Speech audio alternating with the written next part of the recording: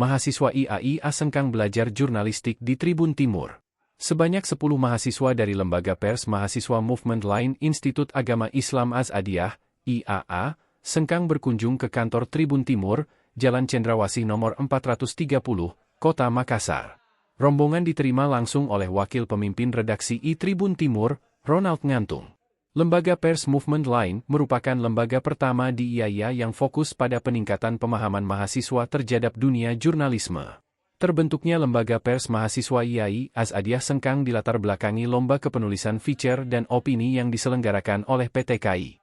Pemimpin redaksi, Mutia Sylvia mengatakan tujuannya berkunjung untuk belajar jurnalistik langsung di perusahaan kenamaan. Kunjungan kami untuk memperluas wawasan mengenai kejurnalistikan yang dimana organisasi pers pertama di Institut Agama Islam Azadiyah sengkang, katanya.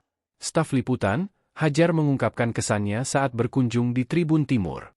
Sangat speechless atas penyambutan yang sangat ramah, yang awalnya kami tidak menduga akan disambut dengan sangat baik.